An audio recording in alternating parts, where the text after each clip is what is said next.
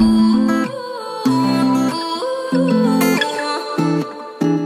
say you love me. Hey guys, and welcome back to my channel.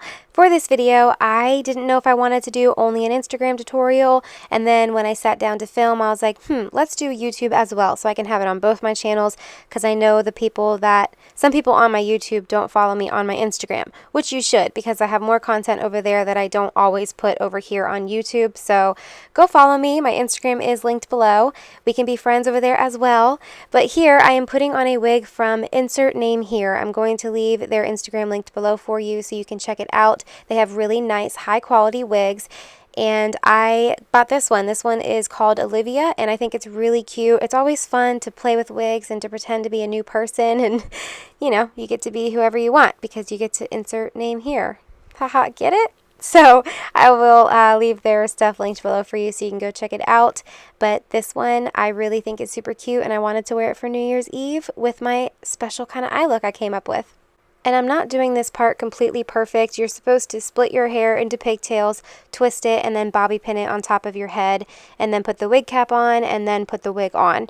And I didn't do it perfect, but I made it work, and the wig stayed on me the entire time, and it was pretty comfortable too, so I'm going to go in with the Jaclyn Hill palette, and I'm going to start off with a transition shade. This is just going to help give it dimension when I go on with the black. I don't want it to just be only black. We need dimensions of different colors. So I'm going in with this transition shade and then another brown after we go on with the black. And this is a very easy way to do a black smoky eye. Taking a condensed eye brush just like this to really pack down the black color because it makes it less messy and it makes it really easy to work with. So what I'm doing is making a shape like I'm cutting the crease, but I'm not using concealer, I'm using black eyeshadow.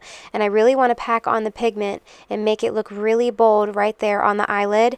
And then after I make this shape, I'm going in with a pointed eyeshadow brush with a brown shade that is in the middle of the black and in the middle of the transition shade. It's a good in-between shade of those two colors, and that's really going to give it the 3D and diffused out look.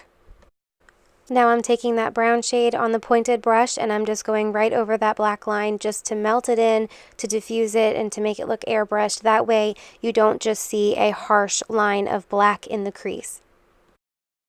In just a second, you're going to see me use a cotton pad that's got eye makeup remover on it, and I'm just touching around on some of the splotchy areas, or maybe the black got a little too far out to the outside of my face and I just don't want it there, so I use that to clean it up and to just try to get rid of some spots. This is a great way for you to clean up any mistakes along the way when you're doing your eye makeup, is to use a makeup wipe.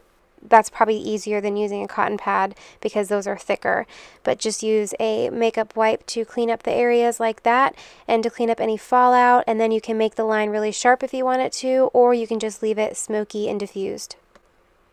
I cleaned up a lot of the fallout that was on my face as well, so half of my foundation is missing, but I'm just using that transition fluffy brush just to diffuse it out even more and to make sure that everything is nice and blended.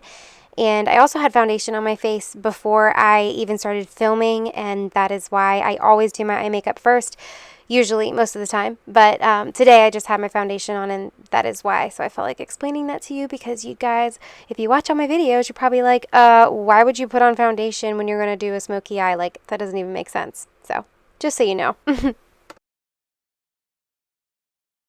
This eyeshadow that I'm putting on top of the black is from ColourPop, and it is called Glass Bowl. Now, if you do not have this particular shade, just use one of the glitter shades in the Jaclyn Hill palette. All of them look good over top of black eyeshadow. I tested out 3 or 4 of them before I started filming to see which one would look great on black. Use that teal one. I think that will get you really close, or there's a green glitter shade in there as well. I think that will get you close to what I have right here if you don't happen to have that particular shade, but any of those shades are going to look beautiful on top of the black. Guess what just happened to me? My favorite bronzer in the world. I'm clumsy as you know what. I was sitting here and it literally just fell out of my hands. I didn't even do anything, it just fell. And if you could see my floor, it's in a million pieces all over my floor. Part of me wants to cry and part of me wants to puke. This is very expensive and it's my favorite. and I have to order it because we don't have a store anywhere near me that sells this. I couldn't leave that devastating news that happened to me today. I couldn't leave that part out of the video. I'm just using that same brown shade that I used in the crease to diffuse out the black. I'm using that on the lower lash line, and then I'm using IT Cosmetics mascara. It's the superhero one. I'm using that to line my lashes, and then I'm putting on these Ardell lashes that I got at Target for only $3.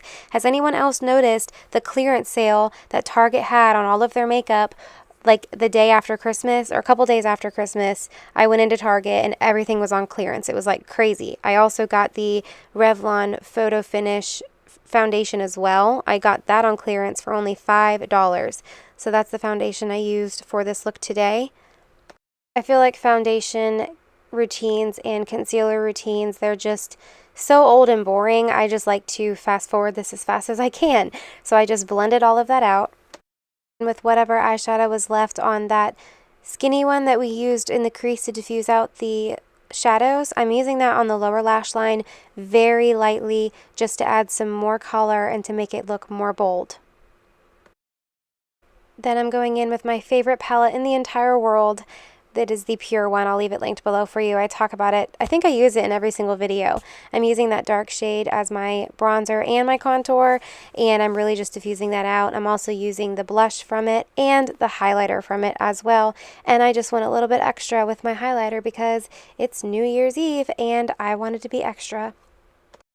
As you can see here, I cannot decide on what lip color I want. I think any of these would look good. So if you do this eye look and you can't decide on a lip color, use any one of these shades because I think all of them look excellent. I did put on this cranberry type of shade, and then after I had it on, I didn't think that it looked bad, but I think it looked really messy, and I had already been filming this for quite a while, and Lawson was starting to wake up, and I just did not have any more patience left in me to fix it. So I took it all off. I put some foundation over my lips and I put on some clear gloss, which I also love that as well. If you're always doing like a bold eye, it's best to just put on glossy or nude lips. I think that looks good. So make your own decision there. I really hope that you enjoyed watching this. I hope that you have a wonderful and safe New Year's Eve. Thank you so much for watching, and I will see you in my next video. Mwah!